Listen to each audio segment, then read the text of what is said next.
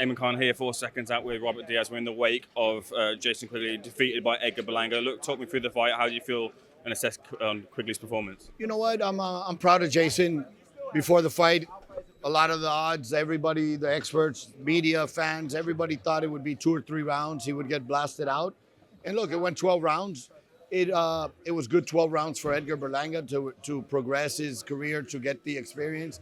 And Jason proved a lot of the critics wrong because he finished the fight on his feet. I'm proud of him. Showed a lot of heart, showed a lot of that Irish warrior in him. And we came up short, but it was a good fight. The first knockdown, legit. The second knockdown was a slip. The first knockdown was legit. He got him with a big right hand. Jason recovered quickly. The second one, they crossed each other, and it wasn't a knockdown. But you know what? We respect the judges, the officials, the referee's decision.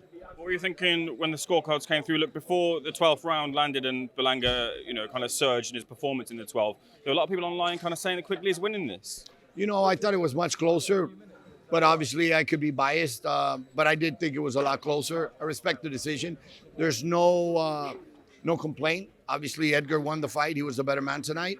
The knockdown in the last round sealed it. That last 12th round sealed it for Edgar, but they were a little wider than I would have liked. But at the end of the day, 1 point, 2 points, or 5 points, when you lose or you come up short, the other guy won. Where does this leave Jason now then?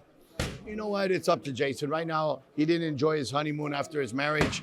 Now it's time to rest, go have his honeymoon, enjoy his time with his family, and then we'll regroup. Whatever he decides, I'll support him 100%. In terms of Berlanga, was this the type of performance that makes you feel more confident that he is the superstar that people are talking about? No, this is the type of performance that he needs in order to progress, to get better, to go back to the gym, work on certain things, cutting off the ring, using the jab a little more. But these are the fights you need. You need to fight these level of opponents in order to get better and find out where you're at. We were talking in the week about the promote back and forth. There's been some more between Oscar and Eddie. Do you think it will ever end between the two? I would hope so, but I don't think so. It's part of boxing. We said it a couple of days ago. It's part of boxing.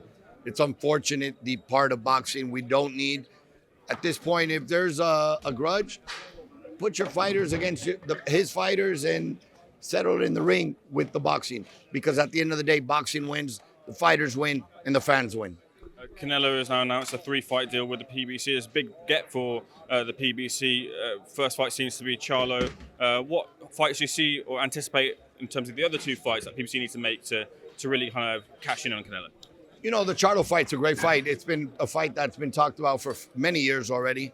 And I could only assume if Canelo can beat Charlo, the next one would be a Benavidez.